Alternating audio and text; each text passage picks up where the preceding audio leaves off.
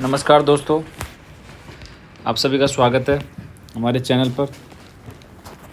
जैसे कि हमने इंडियन ज्योग्राफी का रिवीजन क्लासेस स्टार्ट किया, साथ के साथ हमने डिसाइड किया कि द हिंदू न्यूज़पेपर का वीकली एनालिसिस किया जाए। तो हम इस वीक का लास्ट वीक का द हिंदू का न्यूज़ एनालिसिस करते हैं, जो आपके exam perspective UPSC prelims and UPSC mains और रिसेंटली आरएस 2026 की जो वैकेंसी आने वाली है उसके लिए बहुत इंपॉर्टेंट होने वाला है। सबसे पहले वाला एक न्यूज़ पढ़ते हैं।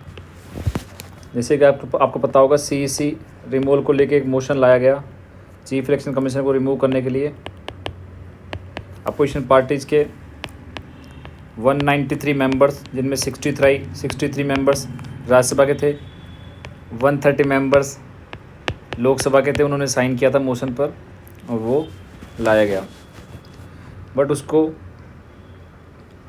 स्पीकर और चेयरमैन ने एडमिट करने से मना कर दिया, बिकॉज उस पर कुछ स्पेशल ग्राउंड्स मेंशन नहीं था। उसकी वजह से उसको रिजेक्ट कर दिया गया। अब इसके बारे में कोई कॉन्स्टिट्यूशन प्रोविजन पढ़ लेते जो हमारे मेंस पर्सपेक्टिव प्रीलिम्स में काम आ सकते हैं। कॉन्स्टिट्यूशन में आर्टिकल 324(5) है,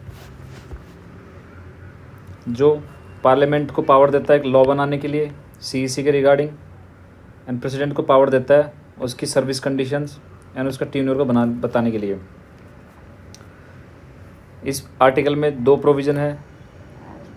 वो ऐसे, CEC can be removed only in the same manner और ऑन द सेम ग्राउंड्स। जैसे हम सुप्रीम कोर्ट जज को हटा सकते हैं, उसी सेम मैनर और सेम ग्राउंड्स पर उसको हटा सकते हैं। और अदर जो इलेक्शन कमिश्नर्स है या रीजनल कमिश्नर्स है, उनको हम only on recommendation of CEC के रिकमेंडेशन के बाद में ही उनको रिमूव किया जा सकता है। तो अंडर आर्टिकल 324(5) के तहत पार्लियामेंट ने एक एक्ट पास किया 2023 में, chief election commissioner and other election commissioners appointment, condition of service and terms of office act, which provides for the resignation and removal process. ये पार्लियामेंट ने एक एक्ट पास किया 2023 में। कॉन्स्टिट्यूशन सीईसी को रिमूव करने के लिए ओनली 2 स्पेसिफिक चार्जेस बताते हैं, वो प्रूव्ड मिसबिहेवियर या इनकैपेसिटी। 2 ही ग्राउंड मेंशन है कॉन्स्टिट्यूशन में। उसके बाद रिमूवल प्रोसेस के बारे में पढ़ लेते हैं। जो रिमूवल मोशन है वो must be sign by 100 members in Lok Sabha and 50 members in Rajya Sabha. अगर आप उसको राज्यसभा में पेश कर रहे हैं तो मिनिमम 50 मेंबर्स के साइन होने चाहिए, और अगर लोकसभा में आप उसको मोशन को ला रहे हैं तो मिनिमम 100 मेंबर्स के सिग्नेचर होने चाहिए। उसके बाद स्पीकर और चेयरमैन को पावर है उस मोशन को एडमिट या रिफ्यूज़ करने के लिए। अगर मोशन एडमिट किया जाता है तो 3 मेंबर की एक कमेटी बैठती है, जिसमें सुप्रीम कोर्ट जज, हाई कोर्ट चीफ जस्टिस और एक डिस्टिंग्विश्ड ज्यूरिस्ट बैठता है, जो सीईसी के अगेंस्ट चार्जेस को इन्वेस्टिगेट करते हैं। अगर कमेटी चार्जेस फाइंड करती है तो अपनी रिपोर्ट सबमिट करती है जिस हाउस में मोशन लाया गया था। फिर उसके बाद उस मोशन पर डिबेट होती है, उस पर वोटिंग की जाती है, और वोटिंग स्पेशल मेजोरिटी से अगर पास होता है तो वो मोशन पास कर दिया जाता है। उसके बाद प्रेसिडेंट सीईसी को रिमूव करने का एक फॉर्मल लेटर निकाल देता है। तो ये रिसेंटली न्यूज़ में था सीईसी रिमूवल को लेके। उसके बारे में आपको आर्टिकल 324(5) पढ़ लेना है, और इसके क्राइटेरिया कितने हैं। मिनिमम 100 मेंबर्स के सिग्नेचर होने चाहिए लोकसभा में, और राज्यसभा के लिए 50 मेंबर्स के सिग्नेचर होने चाहिए। दूसरा एक आर्टिकल है हमारा, transgenders person protection of rights amendment bill 2026। इसके बारे में ये आर्टिकल का पेज है, ओरिजिनल कॉपी, और इसको समराइज़ करते हैं हम। 2014 में क्या हुआ था, सुप्रीम कोर्ट ने एक हिस्टोरिक जजमेंट दिया था NALSA versus union of India case में, जिसमें ट्रांसजेंडर पर्सन्स को लेजिटिमेट जेंडर आइडेंटिटी डिसाइड किया था। उसका प्रिंसिपल रूट क्या था, gender identity is self identified. ये principal root not only human dignity but also constitution morality में था। जैसे आर्टिकल 14 हमें इक्वलिटी बिफोर लॉ प्रोवाइड करता है, article 15 non discrimination, article 19 freedom of expression, and article 21 right to life and personal liberty. 2014 में supreme court ने judgement दिया। उसके बाद 2019 में पार्लियामेंट ने एक एक्ट पास किया, transgender persons protection of rights act, जो नालसा के जजमेंट के साथ में ही था। उसका मतलब प्रिंसिपल रूट क्या था, सेल्फ आइडेंटिफिकेशन। तो 2019 में जो एक्ट पास किया उसका मेन मोटिव भी सेल्फ आइडेंटिफिकेशन ही था। बट अभी रिसेंटली 30 मार्च 2026 को जो 2019 के एक्ट में अमेंडमेंट किया गया, उसको गजट में पब्लिश किया गया है। उसके बारे में ऐसा, इट रिप्लेस सेल्फ आइडेंटिफिकेशन जो प्रोसेस था, प्रिंसिपल रूट था, उसको चेंज कर दिया with medical and bureaucratic gate keeping. इसको हम पढ़ लेते हैं। तो इस अमेंडमेंट के अंडर एक ट्रांसजेंडर पर्सन को must appear before A medical board, एक मेडिकल बिफोर के सामने पेश होना पड़ेगा और अपने असेसमेंट के थ्रू जाना पड़ेगा अपना जेंडर आइडेंटिटी प्रूव करने के लिए। उसके बाद उसको वेट करना पड़ेगा जब तक बोर्ड फॉरवर्ड करता है उसके रिकमेंडेशन, जो भी डिस्ट्रिक्ट मजिस्ट्रेट है, और उसके बाद उसको सर्टिफिकेट मिलेगा। तो ये एक टाइम एंड प्रोसेस है, एंड उसमें medical department, medical board and एक ब्यूरोक्रेटी इन्वॉल्व है, जो सेल्फ आइडेंटिफिकेशन के प्रिंसिपल के अपोज है। तो इस अमेंडमेंट को लेके कुछ इश्यूज़ हैं, वो हम इश्यूज़ पढ़ लेते हैं। जैसे कि मेडिकल बोर्ड बहुत सारे डिस्ट्रिक्ट्स में अवेलेबल नहीं है और इसको बनाने के लिए ओवरबर्डन हो जाएगा ऑलरेडी हमारे अर्जेंट हेल्थ केयर नीड्स के ऊपर। और टाइम एंड प्रोसेस की एब्सेंस की वजह से मेडिकल बोर्ड कभी आर्बिट्री भी हो सकता है डिसीजंस लेने में, और ये प्रोविजंस कंप्लीट वायलेट करते हैं अपनी डिग्निटी, प्राइवेसी और बॉडीली ऑटोनॉमी को। इसके बाद इस प्रोविज़न में क्रिमिनलाइजेशन का भी प्रोविजंस है कि अगर कुछ ट्रांसजेंडर पर्सनस के जेंडर आइडेंटिटी में कुछ इन्वॉल्व होते हैं, मिसरिप्रेजेंटेशन होती है, तो वहाँ पे 10 to 50 ईयर्स का इम्प्रिजनमेंट हो सकता है विद पेनल्टीज़। तो ये हमने दूसरा आर्टिकल पढ़ा ट्रांसजेंडर्स के रिगार्डिंग, जो नया बिल आया है 2026 में, उसके लिए। इसके बाद हम तीसरा आर्टिकल पढ़ते हैं, वन हेल्थ अप्रोच। जैसे कि आपको पता है 2023 में WHO डायरेक्टर जनरल टेड्रोस अनोम ने बोला था, one health approach makes public health sense, economic sense and common sense. तो वन हेल्थ के बारे में पढ़ लेते हैं। वन हेल्थ होता क्या है? One health is an integrated unifying approach that aims to sustainable balance and optimise the health of people, animals and ecosystem. तो ये वन हेल्थ के बारे में आप पढ़ लीजिए। उसके बाद चौथा आर्टिकल एक न्यूज़ में था इंटरनेट सेंसरशिप को लेकर। जैसे कि आपको पता है कि बहुत सारे आर्टिकल्स, बहुत सारी वेबसाइट्स रिसेंटली ब्लॉक हुई हैं गवर्नमेंट की तरफ से। तो इंटरनेट सेंसरशिप को लेकर एक आर्टिकल था, understanding India's internet censorship regime. तो इसको लेकर हम प्रोविजंस पढ़ते हैं। जो हमारा IT एक्ट 2000 है, उसके सेक्शन 69A एंड 79 वो गवर्नमेंट को एम्पावर करते हैं to issue blocking orders to ISP क्या होता है? Internet service providers and intermediaries. Generally internet जो है वो बना होता है protocols like HTTP, hyper text transfer protocol, TLS transport layer security and DNS domain name system etcetera. जो मोस्ट इंडियन ISPs हैं वो rely on primary DNS blocking because it is cheap to implement and requires no deep packet inspection. जो Indian ISPs हैं वो हमें mostly DNS blocking करती हैं because of cheap and deep packet inspection की requirement नहीं होती है। तो ब्लॉकिंग से रिगार्डिंग एक DNS पॉइजनिंग कंसेप्ट है। उसमें क्या है? When an ISP wants to block a domain at the DNS layer it configs its servers to return a false answer. तो आपको UPSC प्रीलिम्स या स्टेट प्रीलिम्स में पूछ सकते हैं DNS पॉइजनिंग के बारे में। तो इसको देख लीजिए, when an ISP wants to block a domain at the DNS layer it configures it servers to return a false answer. ये भी आपको पढ़ लेना अच्छे से। इसके बाद नेक्स्ट आर्टिकल आया था, नेक्स्ट आर्टिकल न्यूज़ में था सिनगैस को रिगार्डिंग।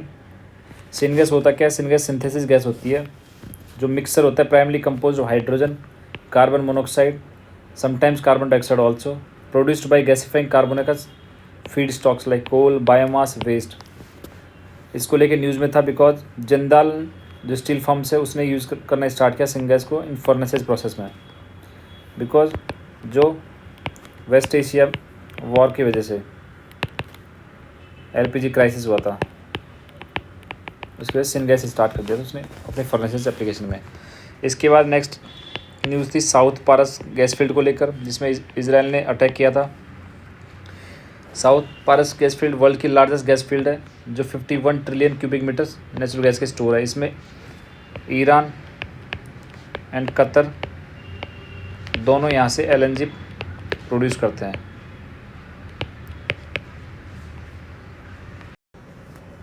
इसके बाद आता है PFBR। एक PFBR बहुत इंपॉर्टेंट न्यूज़ में है। PFBR क्या है? प्रोटोटाइप फास्ट ब्रीडर रिएक्टर, जो इंडिया का first prototype fast breeder reactor है। 500 मेगावाट कैपेसिटी का सोडियम कूल्ड रिएक्टर है जो कलपक्कम तमिलनाडु में बनाया गया है। PFBR को डेवलप किया है भाविनी भारतीय नाभिकीय विद्युत निगम लिमिटेड, जो एक गवर्नमेंट एंटरप्राइज है जो 2003 में सेटअप की गई under the department of atomic energy to focus on fast breeder reactors पे। ये आपको याद रखना है, प्रीलिम्स के RS 2026 में भी आपको पूछा जा सकता है साइंस टेक पोर्शन में। PFBR को किसने डेवलप किया? तो इसको डेवलप किया भाविनी भारतीय नाभिकीय विद्युत निगम लिमिटेड, जो 2003 में एस्टेब्लिश किया है government enterprise under department of atomic energy. PFBR क्यों डिफरेंट है? अनलाइक ट्रेडिशनल जो न्यूक्लियर रिएक्टर्स थे, traditional nuclear reactors, PFBR use करता है fast neutrons for energy generation and employ liquid sodium as coolant instead of water. जैसे कि आपको पता होगा ट्रेडिशनल न्यूक्लियर रिएक्टर्स में हैवी वाटर यूज़ किया जाता है उसको कूलेंट करने के लिए, जबकि PFBR में सोडियम लिक्विड सोडियम यूज़ किया जाएगा एज ए कूलेंट।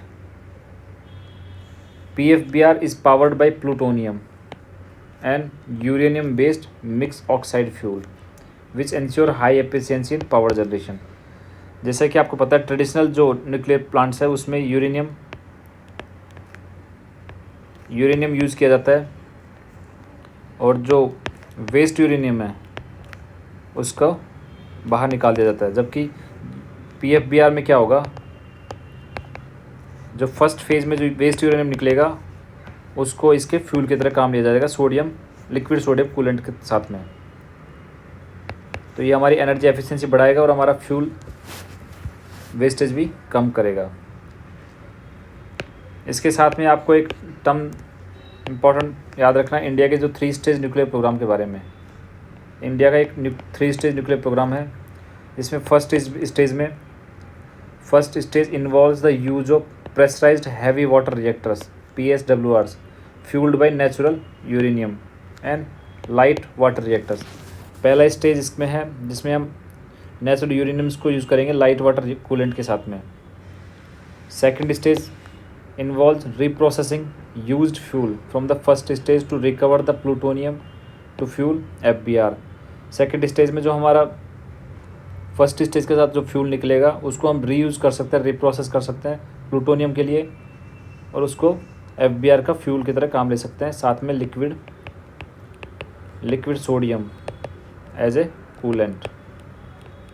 तो हमारा जो फर्स्ट स्टेज में जो फ्यूल निकलेगा उसको हम रिप्रोसेस कर पाएंगे, इससे हमारी एफिशिएंसी बढ़ेगी और 10 टाइम्स मोर एनर्जी जनरेशन होगी। फिर इसका जो अपग्रेड वर्जन आएगा, ये थर्ड स्टेज होगा हमारा न्यूक्लियर प्रोग्राम का, वो रहेगा advance heavy water reactors will burn thorium plutonium fuels. हमारा जो लास्ट थर्ड स्टेज रहेगा उसमें हम फ्यूल थोरियम यूज़ करेंगे। जैसा कि आप सब पता है कि इंडिया थोरियम के हाईएस्ट रिजर्व्स कंट्रीज़ में एक है, तो हमारा मेन टारगेट थोरियम को एज ए फ्यूल यूज़ करना है ताकि हम अदर कंट्रीज़ पे डिपेंडेंट ना रहें यूरेनियम को लेकर। तो ये इंडिया का 3 स्टेज न्यूक्लियर प्रोग्राम पढ़ा हमने। इसके बाद नेक्स्ट एक आर्टिकल आया था बीच में वुमेन रिजर्वेशन बिल को लेकर, वुमेन रिजर्वेशन बिल और डिलिमिटेशन कमीशन को लेकर। जैसे कि आपको पता है कि एक बिल लाया गया, एक एक्ट बनाया गया नारी शक्ति वंदन अधिनियम 2023 में, वुमेन रिजर्वेशन को लेकर नारी शक्ति वंदन अधिनियम 2023 में। कॉन्स्टिट्यूशन का 106 अमेंडमेंट एक्ट हुआ था 2023 में, जो एम करता है improve women's representation in Indian politics by reserving 1/3 of seats for women in Lok Sabha and the state assemblies. ये एक्ट रिजर्वेशन मैंडेट करता है, इंश्योर करता है 1/3 reservation for women in Lok Sabha state assemblies and legislative assembly of Delhi. इसमें assembly Puducherry शामिल नहीं है, वो आपको याद रखना है। इसमें क्या क्या शामिल है? Lok Sabha, state assembly and legislative assembly of Delhi. इसके कुछ इम्प्लीमेंटेशन कंसर्न्स है। क्या इसको कैसे implementation? Because of delayed implementation, actual implementation is tied to the completion of census and delimitation of seats and uncertain timelines. Bill तो ला दिया लेकिन बिल के डिले होने के बहुत चांसेस है, बिकॉज इसमें जो डिसाइड किया कि रिजर्वेशन कैसे देना है, उनकी नंबर ऑफ़ सीट्स कैसे डिसाइड करनी है, वो डिसाइड कर दिया हमने नेक्स्ट अपकमिंग सेंसस पर और डिलिमिटेशन कमीशन पर, जिसके बारे में भी कोई चर्चा नहीं है कब सेट करना है, कब सेंसस लाना है, कब डिलिमिटेशन कमीशन बनाना है। जब तक डिलिमिटेशन कमीशन बनेगा नहीं, सीट्स आइडेंटिफाई होंगी नहीं, उसके बाद रिजर्वेशन का प्रोसेस स्टार्ट होगा। तो ये एक डिलेड इम्प्लीमेंटेशन हो गया है। और एक्सपर्ट प्रेडिक्ट करते हैं कि it may not be implemented in time for the 2029 के जो लोकसभा इलेक्शन है उसमें भी ये लागू नहीं हो पाएगा। 2023 में एक्ट लाया गया, बट 2029 के इलेक्शंस में भी लागू हो नहीं सकता, इसकी वजह से डिले इम्प्लीमेंटेशन है। इस एक्ट में कुछ ऐसे प्रोविजंस है जो अमेंड करने पड़े हमें कॉन्स्टिट्यूशन में, जैसे कि आर्टिकल 239AA है। 239AA ऑफ कॉन्स्टिट्यूशन क्या था? Reserve 1/3 of seats for women in the legislative assembly of national capital territory of Delhi. National capital territory of Delhi की असेंबली में 1/3 सीट करने के लिए आर्टिकल 239AA को अमेंड करना पड़ा। उसके बाद कुछ आर्टिकल इंसर्ट भी करने पड़े, जैसे 3 न्यू आर्टिकल इंसर्ट किए। सबसे पहले आर्टिकल 330A इंसर्ट किया। 330A क्या बोलता है? वो रिजर्व करता है 1/3 of seats for women in the Lok Sabha including seats reserve for scheduled caste and scheduled tribes. Schedule caste schedule tribe के लिए भी वुमेंस की सीट को रिजर्व करने के लिए आर्टिकल 330A रिजर्व इंसर्ट किया गया। उसके साथ में दूसरा आर्टिकल इंसर्ट किया, article 332A। Article 332A insert किया, उसके प्रोविज़न है वो रिजर्व करता है 1/3 of seats for women in the state assemblies including seats reserve for SC and STs। Lok Sabha के लिए 330A और स्टेट असेंबलीज के लिए 332A। इसके बाद तीसरा आर्टिकल जो इंसर्ट किया वो है आर्टिकल 334A। वो specifies that act shall come into effect after the next delimitation commission of constitution has a 15-year sunset clause and allows for extension and periodic rotation of seats by law. तो ये 3 article हमने नारी शक्ति अधिनियम 2023 के अंदर add किए, insert किए। Article 330A, 332A and 334A। ये आपको प्रीलिम्स के अकॉर्डिंग याद रखने बहुत इंपॉर्टेंट आर्टिकल्स है। 330A, 332A एंड 334A जो इंसर्ट किए और अमेंड किया हमने 239AA एक्ट को अमेंड किया। अब आपको मेंस पर्सपेक्टिव आप पूछ सकते हैं, तो उसके हिसाब से आपको प्रिपेयर होना है कि वुमेंस रिजर्वेशन की आवश्यकता क्यों पड़ी। जैसे वुमेंस रिजर्वेशन पॉलिटिकल डायस्पोरा में, पॉलिटिकल कंडीशंस में अंडर रिप्रेजेंटेशन है, पॉलिटिकल इनइक्वलिटी है, पेट्रियार्कल पॉलिटिक्स है अपनी इंडियन पॉलिटिक्स में, और जेंडर सेंसिटिव पॉलिसीज़ के टाइम पे वुमेंस का रिप्रेजेंटेशन होना बहुत ज़रूरी है। इसके साथ में हम डिलिमिटेशन कमीशन के बारे में पढ़ लेते हैं। ये कमीशन एक स्टेचुरी बॉडी है जो constituted by union government to redraw the boundaries of Lok Sabha and state assembly constituencies based on the census data, ensure करती है इक्वल रिप्रेजेंटेशन। इसका फॉर्मेशन आर्टिकल 82 एंड 170 में मेंशन है, with article 330 and 332 covering SC ST seat reservation. तो delimitation commission का mention article 82 and 170 में mention है, वो आपको याद रखना है, इंपॉर्टेंट है। इसका ऑर्गेनाइजेशन स्ट्रक्चर देख लेते हैं। इसमें एक चेयरपर्सन होता है जो रिटायर्ड जज है सुप्रीम कोर्ट का। इसके अलावा मेंबर चीफ इलेक्शन कमिश्नर होता है इंडिया का, और मेंबर्स उसके अलावा दूसरे मेंबर स्टेट इलेक्शन कमिश्नर जो कंसर्न स्टेट के लिए होते हैं। अभी तक 4 बार डिलिमिटेशन कमीशन बनाया गया है, 1952 में, 1962 में, 1972 एंड 2002 में। ये यूपीएससी प्रीलिम्स 2024 का क्वेश्चन है, अब तक कितनी बार डिलिमिटेशन कमीशन बनाया गया है। तो ये आपको याद रखना है 1952 में, 1962 में दूसरा, फिर 72 में तीसरा, और फिर चौथा 2002 में बनाया गया। ओनली 4 बार अभी तक ये कमीशन बनाया गया है। इसके बाद नेक्स्ट आर्टिकल हमारा था साबरीमला टेम्पल केस को लेकर। अभी रिसेंटली क्या हुआ है, जो साबरीमला केस में जजमेंट 2018 में सुप्रीम कोर्ट ने जजमेंट दिया था, जो वुमेंस को अलाउ किया था टेम्पल में जाने के लिए, उसको सेंटर ने अपोज किया उस जजमेंट को। जो 9 जज की बेंच रेफरेंस उसको जजमेंट को दिया था 2018 में, उसको सुप्रीम कोर्ट में सेंट्रल गवर्नमेंट ने उसको चैलेंज किया है। ये जो 2018 का केस था उसके बारे में आपको पढ़ना है तो उसका केस पढ़ लीजिए। उस केस का नाम है Indian young lawyers association versus the state of Kerala, जो 28 सितंबर 2018 को जजमेंट दिया गया था। उसका जजमेंट का रेशो था 4:1, मतलब 4 उसके पक्ष में थे और 1 उसके अपोज में था।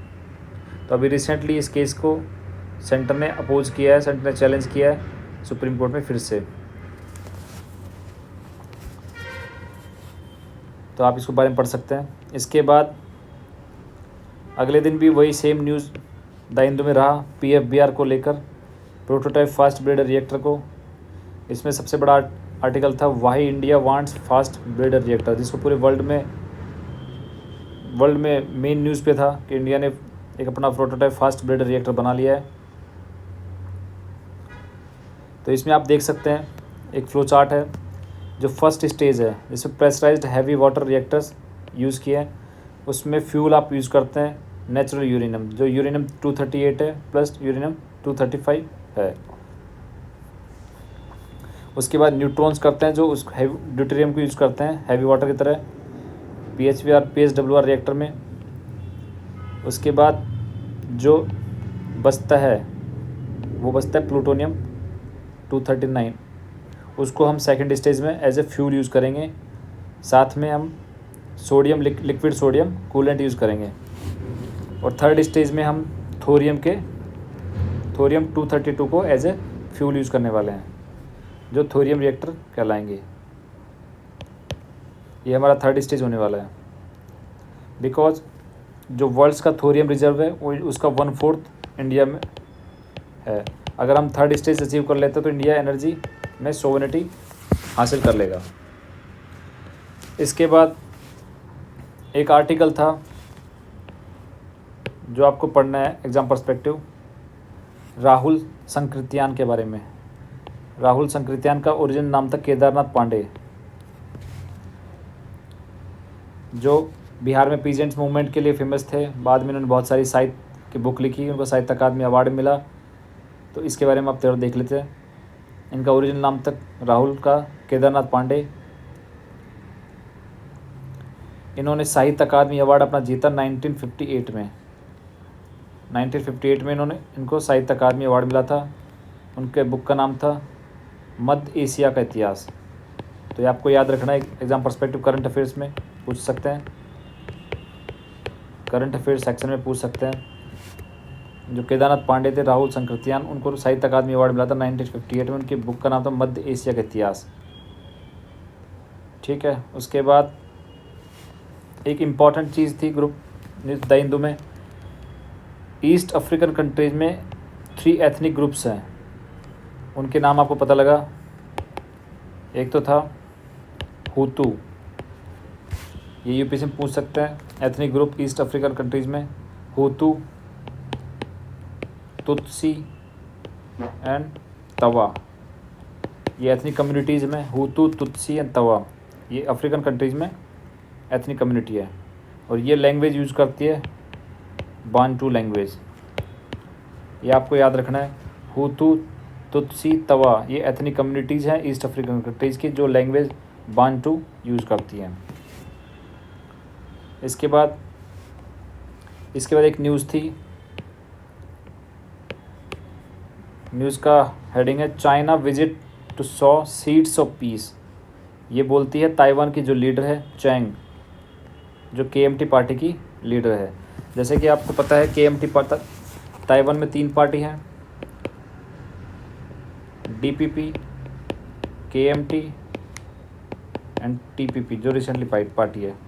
DPP डेमोक्रेटिक प्रोग्रेसिव पार्टी है, जो करंटली गवर्नमेंट में है, KMT पार्टी है, कुमितांग पॉलिटिकल पार्टी जो मेन अपोजिशन पार्टी है अभी ताइवान में। तो KMT और चाइना के रिलेशन के बारे में पढ़ते हैं IR सेक्शन के लिए। जो KMT पार्टी है वो ओरिजिनल रूलिंग पार्टी थी चाइना की 1928 से लेकर 1949 तक। मेनलैंड चाइना में इनका रूल था। बाद में आफ्टर द रेवोल्यूशन ये अपन रिलोकेट हो गए ताइवान को, और इन्होंने ताइवान में रूल किया जब तक मार्शल लॉ लगा 1987 में, तब तक ये ताइवान में इन्होंने रूल किया KMT ने। पार्टी का स्टैंड हमेशा रहा है क्लोजर रिलेशनशिप विद PRC, जो चाइना की मेन पार्टी है उसके साथ हमेशा इनका अच्छा रिलेशन रहा है, और ये एक्सेप्ट करते हैं 1992 के कंसेंसस को। ये आपको हमेशा याद रखना है, कभी पूछ सकते हैं 1992 का चाइना का जो कंसेंसस था वो क्या था। तो 1992 कंसेंसस था, उसमें इन्होंने डिसाइड किया कि which defines both sides of Taiwan strait as one China. 1992 की चाइना कंसेंसस इसमें डिफाइन किया गया जो चाइना स्ट्रेट है, जो ताइवान स्ट्रेट है उसके दोनों साइड वन चाइना है। तो जो KMT पार्टी है वो इस कंसेंसस को मानती है। तो एक ही न्यूज़ में था। उसके बाद एक न्यूज़ तक कोप को लेकर, कॉन्फ्रेंस ऑफ पार्टीज़ का जो सम्मेलन होने वाला था उसको लेकर।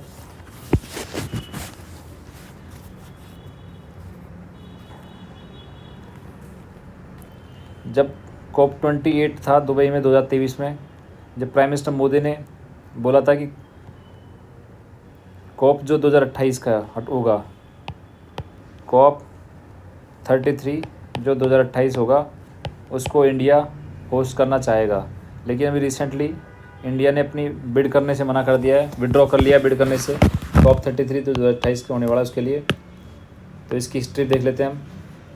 इसके COP30 जो 2025 में हुआ वो ब्राज़ील में हुआ रिसेंटली। उसके बाद COP31 जो 2026 में हुआ उसको जॉइंटली होस्ट किया जाएगा अभी टर्की एंड ऑस्ट्रेलिया में। और COP32 जो 2027 में होने वाला है वो होगा इथोपिया में। तो COP33 2028 के लिए अभी बिडिंग स्टार्ट हुआ था, उसमें इंडिया ने अपने बिड विड्रॉ कर लिया। इसका देखिए आप न्यूज़ भी, India withdraws bid to host climate summit in 2028। COP के बारे में पढ़ लेते हैं। COP क्या? COP कॉन्फ्रेंस ऑफ पार्टीज़ है, is the decision making body of UNFCCC जो रिस्पॉन्सिबल है for reviewing implementation of climate agreements. उसके साथ साथ COP is the annual meeting of signatories to the 1994 UN Framework Convention on Climate Change UNFCCC. It also serves as the meeting of signatories to the 2015 Paris agreement and 1997 का जो Kyoto protocol है उसके according meeting annually meetings arrange करता है। ये एक platform है जो मॉनिटरिंग करता है progress under the Paris agreement, negotiating emission reducing commitments, mobilising climate finance and technology transfer. उसके बाद अभी रिसेंटली आर्टिकल है, India's financial year 27 growth outlook cut to 6.6%। तो इसके बारे में पढ़ लेते हैं। जैसे वर्ल्ड बैंक ने भी रिसेंटली रिवाइज़ किया है इंडिया का जो ग्रोथ है उसको 6.6%, जो पहले उसने 7.2% बताया था उसको डाउनग्रेड करके 6.6% बताया because of impact of war in west Asia. इसके बाद ये देख सकते हैं आप, इस रिपोर्ट का नाम है इंडिया डेवलपमेंट अपडेट रिपोर्ट, जो वर्ल्ड बैंक की एक रिपोर्ट है, इंडिया डेवलपमेंट अपडेट रिपोर्ट। इस रिपोर्ट में इंडिया का जो ग्रोथ है वो 6.6% बताया वर्ल्ड बैंक ने। उसके बाद एक आर्टिकल था MPC को लेकर, जो MPC को पता है आपको, मॉनेटरी पॉलिसी कमेटी होती है। मॉनेटरी पॉलिसी कमेटी जो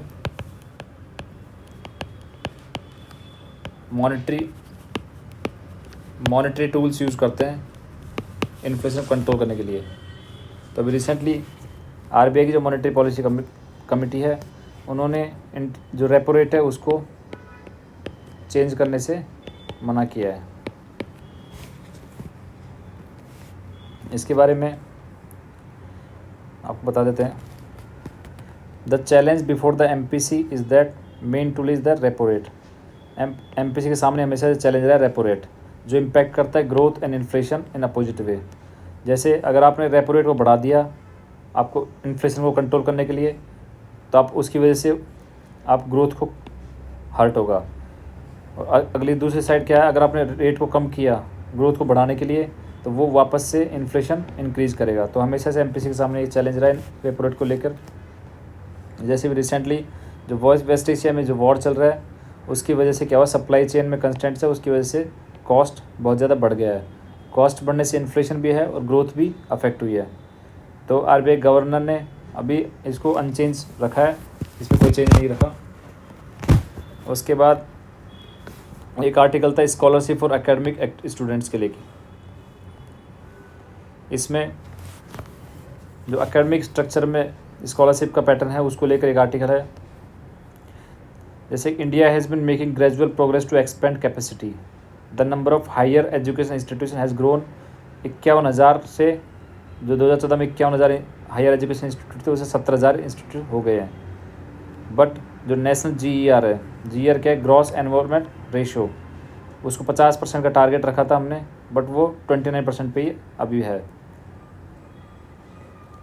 इसके बारे में है, education transforms lives where access and affordability and academic quality comes together, because for many young Indians especially in second and third tier towns the binding constant वो aspiration नहीं है।